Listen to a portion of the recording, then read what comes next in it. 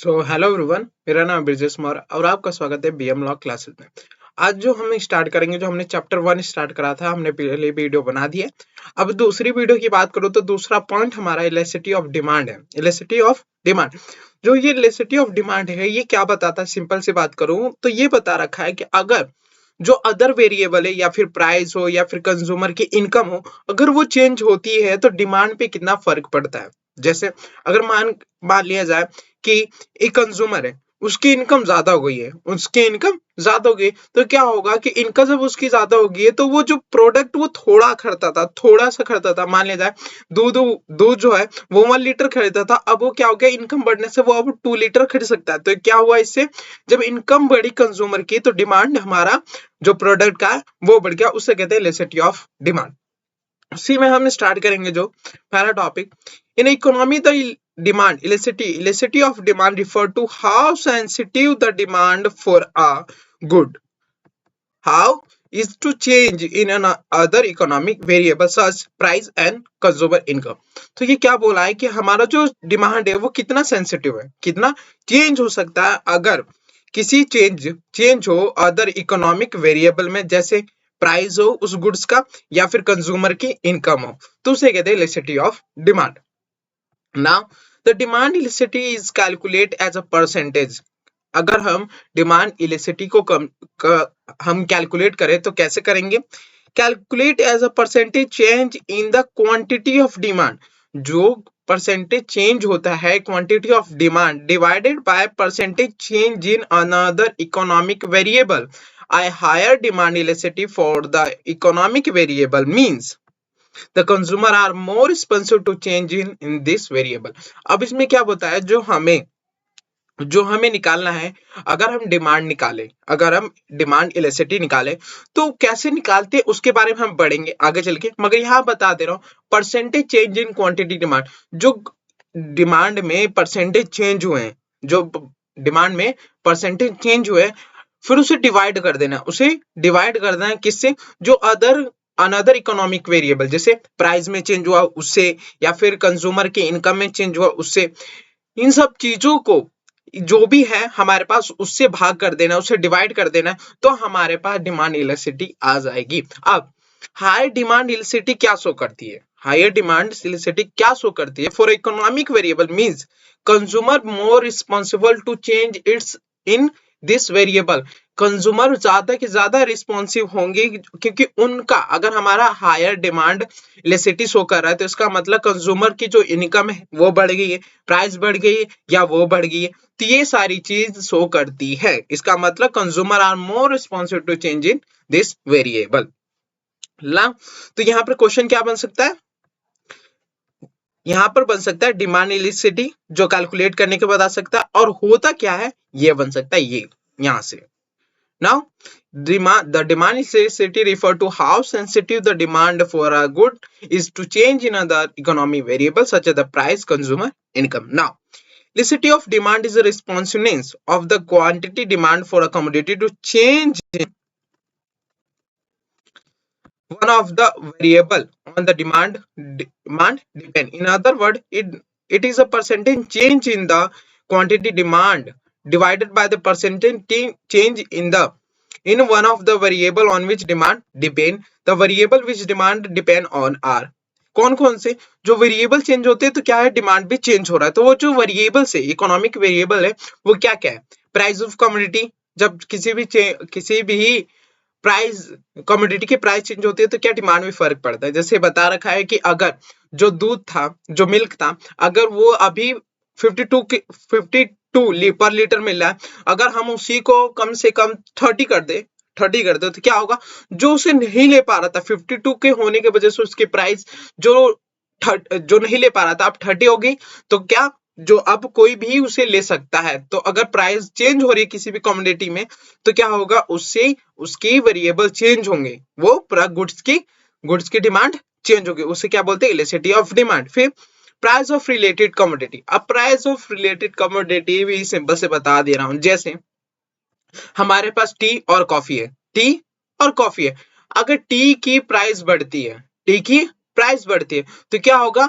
जो अब टी की प्राइस बढ़ गई मगर कॉफी की प्राइस वही की वही है, तो क्या होगा कि लोग जो चाय पीना पसंद करते थे अब वो कॉफी की तरफ चले जाएंगे।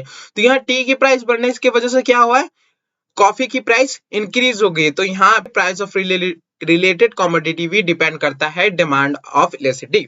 नाउ कंज्यूमर इनकम, जैसे बता रखा था, अगर किसी भी पर्सन की इनकम बढ़ती है तो डिमांड भी प्रोडक्ट का बढ़ता है।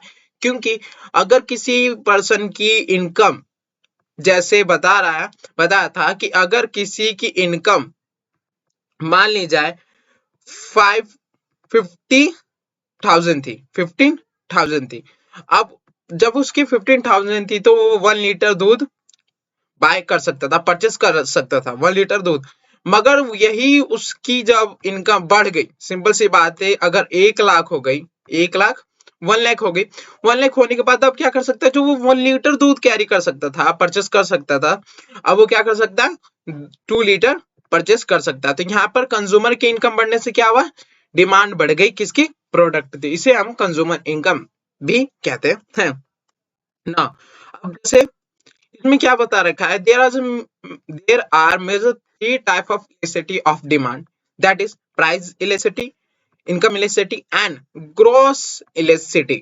अब इसमें क्या है कि however this lesson focus only the price of, हम केवल इस जो चैप्टर है, इस चैप्टर में हम केवल प्राइस इलेक्ट्रिसिटी ऑफ डिमांड ही पढ़ेंगे, इनकम इलेक्ट्रिसिटी नहीं पढ़ेंगे, क्रॉस इलेक्ट्रिसिटी हम नहीं पढ़ेंगे। सो अब प्राइस निकालना है, प्राइस इलेक्ट्रिसिटी ऑफ डिमांड। ये रहा सिंपल सा फॉर्मूला, ये रहा सिंपल सा formula, percentage change in quantity demand और परसेंटेज चेंज इन प्राइस, उसे हम भाग कर देंगे तो हमारे क्या आ जाएगा, electricity of price of electricity of demand आ जाएगी। जैसे अगर मैं बात करूं, समझ लिया जाए एक प्रोडक्ट है, एक प्रोडक्ट है, एक प्रोडक्ट है, जो प्रोडक्ट है ये प्रोडक्ट ए प्रोडक्ट मान लिया जाए कि एक प्रोडक्ट है, ठीक है। इसकी जो परसेंटेज चेंज, अब मान लिया जाए कि प्राइस जो थी उसकी 7 रुपए से कितनी होगी, 7 रुपए से हो गई 10 रुपए, 7 रुपए से कितनी हो गई, 10 रुपए, इसके इट मीन 7 रुपए से 10 रुपीज हो गए। तो जब 7 रुपए थी, जब 7 रुपए थी ये प्रोडक्ट, तो ये 20 मान लिया जाए 20 बिक जाती थी, अगर 20 लॉट्स में बिक जाती थी, एक प्रोडक्ट ले लें 20 बिक जाती थी, पर लोग परचेस करते हैं। जैसी प्राइस बढ़ी ये क्या हो गई, कम हो गई, जैसे प्राइस बढ़ी ये कम हो गई, इसका मान लिया जाए कि 17 हो गई, 17 हो गई। तो जो इनके ये जो प्राइस है, ये जो प्राइस है और ये हमारा क्या है, डिमांड है, ये हमारा क्या है, डिमांड। तो जो इसके पीछे में परसेंटेज चेंज हुए, इसका मतलब 7 से 3% और यहाँ क्या है 20 से 17। तो ये जो प्राइस है, तो परसेंटेज इन क्वांटिटी डिमांड, ये 3, ये ऊपर लिख देंगे यहाँ पे, जैसे इक्वल करूं मैं, तो यहाँ 3 जो हुआ 3 और अपोजिट में क्या, percentage change in price, price भी कितना चेंज हुआ, 3 रुपीज का, यहाँ पे हो गया 3 रुपीज का। तो ये जो है, ये जो डिमांड है, ये क्या माइनस में आएगा, हमारा माइनस में आएगा, क्योंकि भाई 17 से अगर 20 माइनस करें, 17 से 20 माइनस करें तो हमारा क्या आएगा, चेंजेस, तो हमारा क्या आएगा माइनस में। तो यहाँ पर क्या आ गया, हमारा -1 आ गया, -1 आ गया। तो ये हमारा बताता है price of electricity of demand, ठीक है। अब यही हम बात करें ईपी या फिर इस परसेंटेज, अगर परसेंटेज का सिंपल दे रखा है, परसेंटेज चेंज से दे रखा है क्वेश्चन में, तो सिंपल से हम परसेंटेज चेंज से ही निकाल लेंगे। मगर अगर प्राइस ऐसा ज्यादा दे रखा है हमें, तो हम यहाँ change in quantity, original quantity, original price और चेंज इन प्राइस। अब चेंज इन प्राइस जैसे ओरिजिनल, यहाँ पर चेंज इन क्वांटिटी, अब क्वांटिटी क्या है, ये रहा क्वांटिटी, ये क्यों 7 रुपए था तो 20 रुपए 20 सामान बिक जाते थे, वही 10 रुपए हुआ तो 17 रुपए हो गया। तो ये क्या है, हमारी क्वांटिटी है, हमारी क्या है, क्वांटिटी है। वही मान लिया जाए चेंज इन क्वांटिटी, 7 रुपए था, ओरिजिनल प्राइस इसे कह लेंगे, जो सबसे पहली प्राइस होती है उसे हम ओरिजिनल प्राइस कहते हैं, जो सबसे पहली प्राइस होती है उसे हम क्या कहते हैं, ओरिजिनल प्राइस कहते हैं। तो यहाँ हम 7 रुपए रख देंगे ओरिजिनल, सॉरी यहाँ पर चेंज इन क्वांटिटी क्या है, 17 से 20 3, और जो ओरिजिनल सबसे पहली क्वांटिटी क्या है 20, यहाँ पर हम 20 रख देंगे। दूसरा ओरिजिनल प्राइस क्या है, हमारी ये सबसे पहली ओरिजिनल प्राइस, ये हमारी 7, और चेंज इन प्राइस क्या है हमारी 3, ये भी हमारी 3 है। तो सिंपल सी बात है, 3 से 3 कट जाएगा, सिंपल। अगर आपको थोड़ी बहुत भी मैथ आती होगी तो सिंपल कट जाएगा। फिर यहाँ पर 7 है, यहाँ पर 7 है, बच गए 7 और 20। अगर इसे हम भाग करें तो कितना आएगा, कोई बता सकता है? अगर हम भाग करें तो यहाँ पर आएगा 0.03, फिर आएगा यहाँ पे 7, 10, 20, 0, 6, इसके आसपास ये आंसर आएगा। तो ये हुआ हमारा आंसर, ये हमारा हुआ आंसर। नाउ अब बात करते हैं, आगे चलते हैं। केवल मैंने एग्जांपल लिया, क्वेश्चन थोड़ा अलग आता है, ये ध्यान देने की। ये तो केवल मैंने एग्जांपल है कि हाँ हम ऐसे कर सकते हैं, ये तो केवल एग्जांपल है। यहाँ हमने ये क्या लिया, डिमांड, मगर यहाँ पर हमने क्या लिया, क्वांटिटी। ये ध्यान देने वाली चीज है, ठीक है। अब आगे बढ़ते हैं हम। अब यहाँ पर लिखा type of price elasticity of demand, कितने तरह के प्राइस इलेक्ट्रिसिटी ऑफ डिमांड होते हैं, ठीक है। अब there are various form of price elasticity of demand are as under। price type of price elasticity of demand होते क्या, अब ये हुआ यहाँ पर बताया गया है कि जैसे जैसे अगर कोई भी प्राइस, किसी भी चीज की प्राइस बढ़ती है तो उस पर डिमांड पर कितना प्रभाव या कितना इफेक्ट पड़ता है, तो इसे कहते हैं type of price elasticity of demand. तो अगर हम वही बात करें तो सबसे पहले हमारा perfectly electricity of demand, perfectly elasticity of demand, when there is small change in a price of product cause a major change in its demand, it's said to be perfectly elasticity of demand। अब यहाँ पर क्या हो सकता है कि अगर main बात करो तो यहाँ से क्वेश्चन आ सकते हैं हमारे, जैसे type of electricity of demand है, type of price elasticity of demand है, तो यहाँ पर हमारे क्वेश्चन आ सकते हैं सिंपल। अब जब क्वेश्चन आ सकते हैं तो यहाँ पर क्या पूछ सकता है कि हमारे पास कितने टाइप ऑफ इलेक्ट्रिसिटी डिमांड है, प्राइस इलेक्ट्रिसिटी ऑफ डिमांड है। अब दूसरा जो क्वेश्चन बन सकता है वो यहाँ से, अब यहाँ पे प्राइस इलेक्ट्रिसिटी ऑफ डिमांड क्या रखेगा, उसमें क्वेश्चन में नहीं दिया होगा, फिर आगे स्टेटमेंट दी होगी when small change in the price of product cause a major change in its demand is said to be perfectly electricity of demand, ठीक है।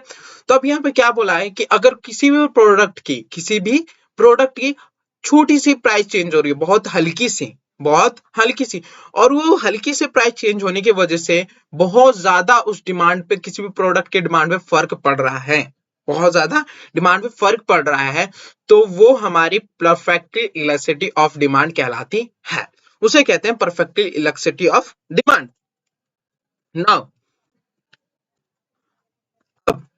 यहाँ पे दिया हुआ है कि अगर परफेक्टली इलेक्ट्रिसिटी ऑफ डिमांड जब होता है तो साइन क्या होता है, यहाँ पर होता है इंफिनिटी, सिंपल इंफिनिटी साइन होता है जब हमारा परफेक्टली इलेक्ट्रिसिटी ऑफ डिमांड होता है। ग्राफ दे रखा है, जैसे प्राइस पहले क्या थी, ये यहाँ थी प्राइस P0 से P1 पे गई, डिमांड क्या हमारा वही है, डिमांड क्या है वही, जो प्राइस है वो P0 से 1 गई, P0 से P1 गई, मगर जो ये P0 से P1 गई उसकी वजह से छोटी सी प्राइस चेंजेस है यहाँ पे, मगर डिमांड कितना हो रहा है, बहुत ज्यादा, डिमांड क्या हो रहा है, बहुत ज्यादा, इसे हम परफेक्टली इलेक्ट्रिसिटी ऑफ डिमांड कहते हैं। नाउ दूसरा परफेक्टली इनइलास्टिक ऑफ डिमांड, हम यहाँ पे गौर करेंगे, इनइलास्टिक और इलास्टिक पे ध्यान देंगे, ठीक है। अब इनइलास्टिक मतलब होता है कि अगर कोई भी छोटी सी चेंज हो, वेरिएबल, इकोनॉमिक वेरिएबल, जैसे कमोडिटी थी, रिलेटेड कमोडिटी प्राइस थी, कंज्यूमर इनकम थी, अगर उनमें चेंज होता है तो डिमांड में फर्क पड़ता है। मगर ये इनइलास्टिक क्या होता है कि अगर इन सब चीजों में, इकोनॉमिक वेरिएबल में भी चेंजेस होने की वजह से जो डिमांड है उसमें कोई भी चेंजेस नहीं आ रहा है, उसे हम परफेक्टली इनइलास्टिक ऑफ डिमांड कहते हैं।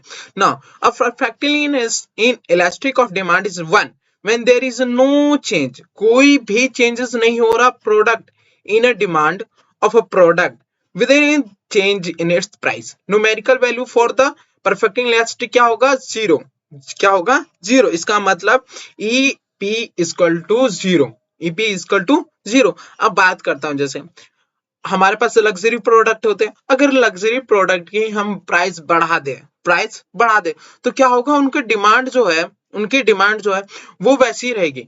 अगर भाई अगर जो आईफोन है उसकी इनकम में उनकी प्राइस बढ़ा दूं, उनकी प्राइस बढ़ा दूं, उनकी प्राइस बढ़ा दूं, या फिर कंज्यूमर की जो इनकम है उसे भी बढ़ा दूं, कंज्यूमर की इनकम बढ़ा दूं, तो उसकी डिमांड भी वही रहेगी, क्योंकि वो लग्जरी प्रोडक्ट है, उन पे कोई भी फर्क नहीं पड़ने वाला, छोटा चेंज हो या भी बड़ा चेंज हो। Now next, quantity demand. Quantity demand, जैसे वहां पर दे रखा है प्राइस 1, प्राइस 2, प्राइस 3, ये तीनों बहुत सारी चेंजेस कर दिए हमने उस प्राइस में, प्रोडक्ट में, मगर तब भी डिमांड वही है, क्वांटिटी डिमांड वही है। इसे कहते हैं हम परफेक्टली इनएलास्टिक ऑफ डिमांड, क्योंकि इस पे कोई भी फर्क नहीं पड़ रहा, डिमांड पे कोई फर्क नहीं पड़ रहा अगर उस प्रोडक्ट की प्राइस में चेंजेस हो। नाउ बात करते हैं relatively relatively elasticity of demand. Relatively elasticity of demand refer to demand when the proportion change in a produce in demand is greater than the proportion change in price of product. The numerical value of relative elasticity of demand ranges between the 1 to infinity. जो ये है relative elastic of demand, ये क्या है कि जो demand में change हो रहा है, इलेक्ट्रिसिटी डिमांड उसे कहते हैं, demand when the proportion change in produce in demand is greater than जो, अगर मान लिया जाए प्रोडक्ट है उसकी डिमांड में जो चेंजेस हो रहा है, उसकी डिमांड में जो चेंजेस हो रहा है वो बहुत ज्यादा हो रहा है रादर देन प्राइस में।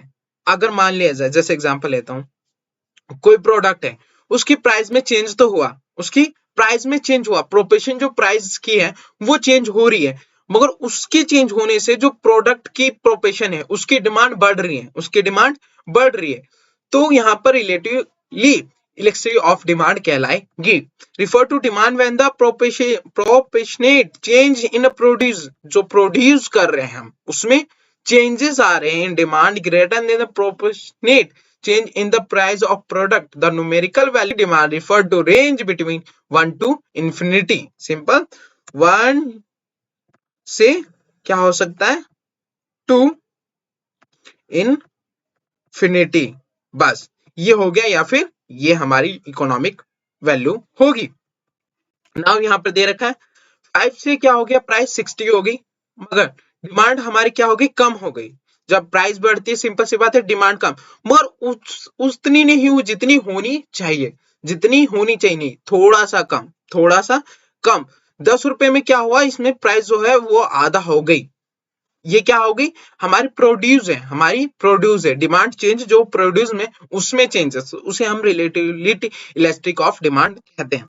नाउ यहाँ पे relative inelastic of demand, relatively inelastic demand is one when the percentage change in produce in demand is less than, किससे less than, अगर जो greater than था वो क्या था, relative inelastic of demand, और यहीं पे अगर less than है then percentage change in the price of product, then it is relatively inelastic of demand. So इसका क्या होगा, 0 to 1 होगा, 0 to 1। ये दे रखा है, जो न्यूमेरिकल वैल्यू दे रखे, ये सबसे ज्यादा हमें याद करने की चीज है, क्योंकि क्वेश्चन बन सकते हैं कि जो अगर इतना ये जो न्यूमेरिकल वैल्यू दे रखा है तो ये किस चीज का सो है, जैसे ईपी लेस देन 1 है। सो तो यहाँ पर क्या है, रिलेटिव इनइलास्टिक ऑफ डिमांड है, ऐसे आ सकता है क्वेश्चन में। Now last, unitary elastic of demand, when the proportionate change in demand produce the same change in price, अगर भी कोई भी प्रोड्यूस डिमांड चेंज हो रहा है, डिमांड प्रोड्यूस में जो डिमांड है प्रोड्यूस की उसमें चेंज होने से सेम जितना चेंज हो रहा है उतना भी प्राइस हो रहा है, उसे हम यूनिटरी इलास्टिक ऑफ डिमांड कहते हैं। इसे कैसे शो करते हैं, EP = 1। तो ये रे रिकैप के लिए सबसे अच्छा तरीका, ये याद करने की चीजें सबसे इंपॉर्टेंट हो सकता है कि इसमें से क्वेश्चन बन सकते हैं, तो ये याद करने की सबसे ज्यादा जरूरी है। जैसे perfectly elastic of demand EP = sigma infinity, then perfectly inelastic of demand EP = 0, relative elastic of demand EP > 1, relatively inelastic demand EP less than 1 or unitary elastic of demand EP is equal to 1. Now factor affecting the price elasticity of demand. कौन से ऐसे factor हैं जो price of electricity of demand को affect कर सकते हैं? Simple अगर मैं बात करूं जैसे कौन से ऐसे फैक्टर हैं कि जिनकी चेंज होने से हमारा क्या हो रहा है, डिमांड भी चेंज हो रहा है। तो सबसे पहला हमारा है price of level. Price of level जैसे मैंने बता रखा था कि अगर किसी भी प्रोडक्ट की प्राइस बढ़ती है तो उसके उसके उसके उसके उस प्रोडक्ट पे भी फर्क पड़ता है। तो यहाँ पे दे रखा है the demand is generally elastic. Demand क्या है? Generally elastic. इसका मतलब चेंज हो सकता है for the moderately price good, but यहाँ पे but the demand for the very costly and very cheap good is inelastic. Simple. अगर प्राइस लेवल में फर्क पड़ेगा तो सिंपल सी बात है कमोडिटी भी फर्क पड़ेगा। मगर या फिर कोई भी प्रोडक्ट बहुत महंगा हो या फिर कोई भी प्रोडक्ट बहुत सस्ता हो। बहुत महंगी की बात कर लूं तो मैं सिंपल सी बात है कार, ठीक है। और सिंपल सी बात है अगर मैं बहुत चीप की बात कर लूं तो गेहूं हो गया, हमारा वीट हो गया, राइस हो गई, इन सब या फिर पोटैटो हो गया, इन सब की प्राइस चेंज पे कोई फर्क नहीं पड़ना है। तो इन सब की डिमांड क्या है? इनएलास्टिक। मगर और भी कोई प्रोडक्ट है जिनकी थोड़ी सी भी प्राइस चेंज होने में, माइनस से भी प्राइस चेंज होने में उसकी डिमांड में फर्क पड़ता है, उसे हम इलास्टिक कहते हैं। Then the price level, the demand is generally elastic for moderated price goods, but the demand for the very costly and very cheap good is inelastic. जैसे एग्जांपल यहाँ पर दिया हुआ है, the rich do not bother about the price of the goods that they buy.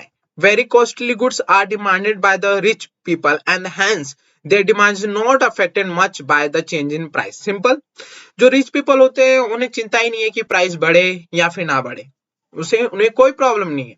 और कोई product की price बढ़ती है या घटती है उन्हें कोई प्रॉब्लम नहीं है। तो यहीं पे बता रखा है, जैसे एग्जांपल लेते हैं, increase in price of the Toyota car from the 5 lakh to 5,20,000 will not make any noticeable difference. Simple सी बात है, जो रिच पीपल हैं, जो अमीर लोग हैं, अगर 5 लाख से 5,20,000 भी उसकी प्राइस हो जा रही है कार की, तो उनकी ये जो 20,000 की चेंजेस है, 20,000 की चेंजेस, ये कोई भी उनके इनकम पे फर्क नहीं पड़ेगी, कोई भी उससे डिमांड फर्क नहीं पड़ेगा, उनके लिए माइनर चेंजेस हैं।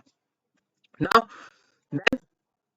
demand is similarly change in the price of very cheap goods such as the salt will not have any effect on their demand for their consumption which is very small and fixed. Simple. वैसे ही हमारे यहाँ पर अगर rich people की बात करूं, price of level में elastic की बात करूं तो वेरी हाई। तो यहाँ पे पीपल पे डिमांड, लोगों पे डिमांड करता है कि वो अमीर है कि नहीं। अमीर है तो सिंपल सी बात है उनकी कोई फर्क नहीं पड़ा।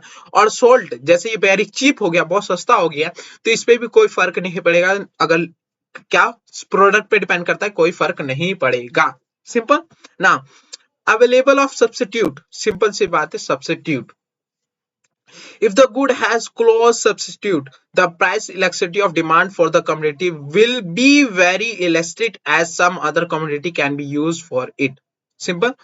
अब यहाँ पर क्या बोला है? If the good has close substitute, अगर इसकी जगह हम वो चेंज कर ले, इसकी जगह हम वो यूज करें। जैसे यहाँ पर एग्जांपल बड़ा सिंपल सा दे रखा है।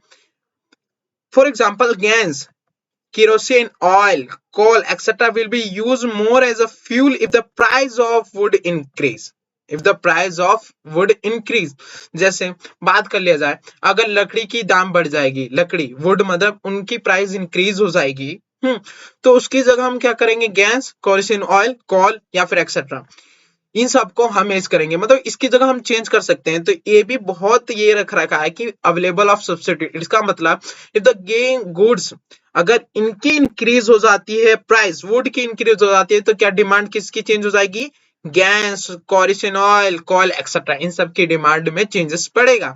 तो ये जो इनका price of electricity of demand होता है वो क्या होता है? वेरी इलेक्ट्रिसिटी होता है, और the some other commodity can be used for it.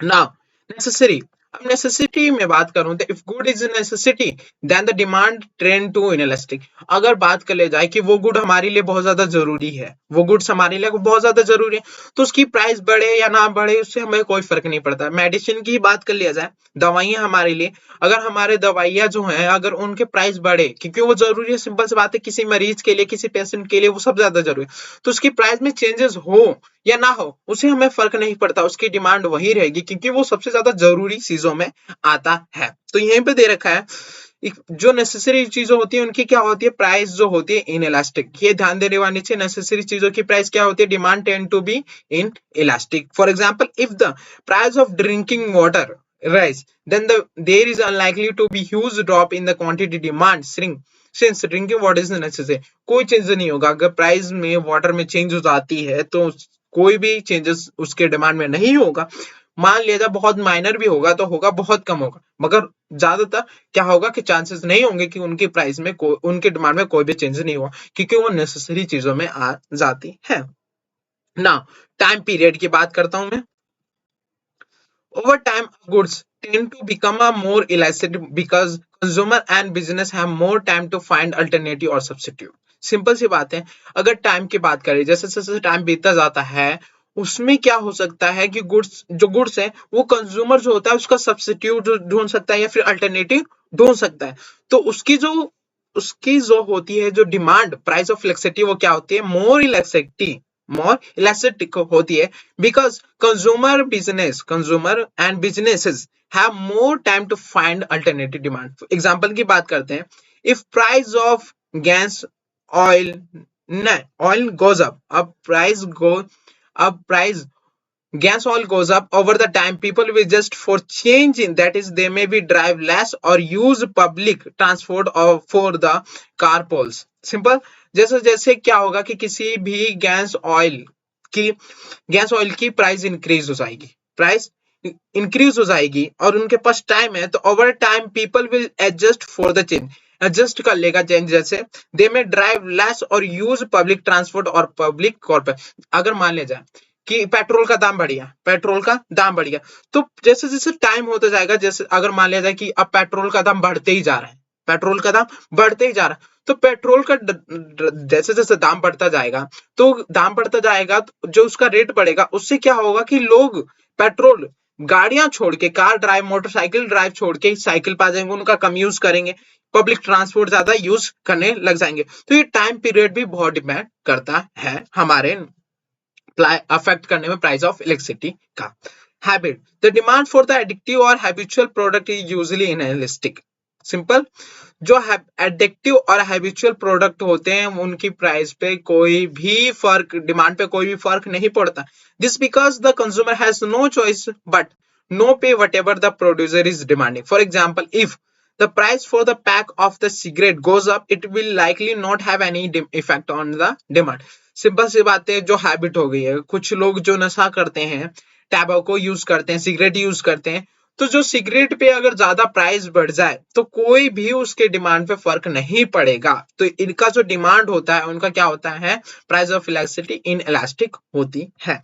Nature of commodity, the demand for the necessity is in elastic. जो डिमांड होती है फॉर द नेसेसिटी वो इन इलास्टिक होती है and that the for the comfort and the luxury in elastic. और जो comfort के लिए या फिर लग्जरी के लिए वो इलास्टिक होती है। जैसे this is because the certain goods which are essential will be demanded at the any price।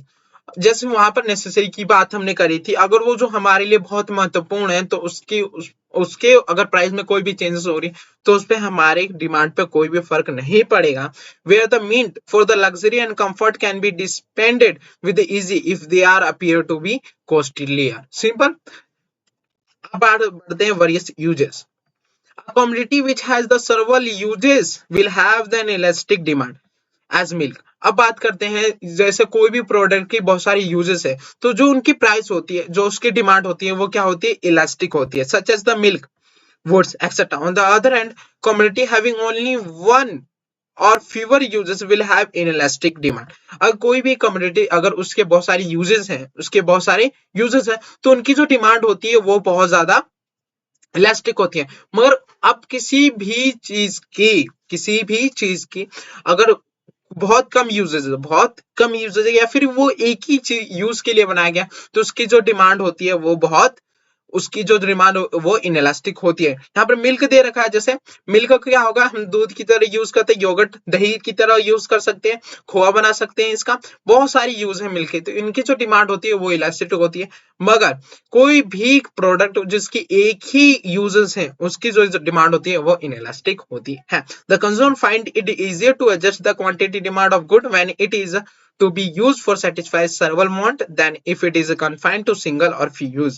For this reason, multiple use goods tend to have more elastic of demand. Now, postponing consumption. Usually the demand for the commodity, the consumption of which the can be postponed is elastic. अब कोई भी हम consumption का postpone कर सकते हैं कि आगे चल के वो काम आगे चल के हम उसकी यूज करेंगे, तो उसकी जो प्राइस होती है वो इलास्टिक होती है। As the price rise and the are expected to fall again. For example, the demand for the MP3 is elastic because it is a use can be postponed for some time. If the price goes up, but the demand for the rise and which is inelastic because their use cannot be postponed when their price increase. Simple. जो postponing consumption है, अब यहाँ पर example दे रखा है MP3 MP3 होता है जो गाना सुनने के लिए, उसके क्या हो सकता है कि प्राइस अगर बढ़ जाए तो हम क्या कहें, हम सोचेंगे कि हम आज यूज नहीं कर रहे, हम दूसरा कोई सब्स्टिट्यूट यूज कर लें इसकी जगह। जब इसकी प्राइस बढ़ रही है तो हम इसकी डिमांड जो होती है वो इलास्टिक हो जाएगी, उसमें चेंज हो जाएगी। मगर जैसे ही इसकी प्राइस कम होगी, इसकी प्राइस कम हो जाएगी, हम इसे फिर से यूज करना लग जाएंगे। इसलिए जो पोस्टपोन हम आगे चल के छोड़ देते हैं कि आगे हमारे प्राइस कम होगी तो हम उसे यूज कर लेंगे दोबारा, तो उसकी जो डिमांड होती है वो इलास्टिक होती है। मगर वही राइस की बात करें, चावल की बात करें, तो अगर इनके प्राइस में कोई भी फर्क पड़ता है तो इसे पोस्टपोन नहीं कर सकते, क्योंकि ये नेसेसरी है, ये हमें अभी चाहिए, तो इसे हम पोस्टपोन नहीं कर सकते, तो इनकी डिमांड जो होती है इनइलास्टिक होती है ना। आज के लिए इतना ही काफी सिंपल। मिलते हैं नेक्स्ट वीडियो में। Thank you so much. अगर आपने कुछ भी इससे सीखा हो चैनल से, इस वीडियो से, तो प्लीज इस चैनल को जरूर सब्सक्राइब करना। Thank you so much. मिलते हैं नेक्स्ट वीडियो में।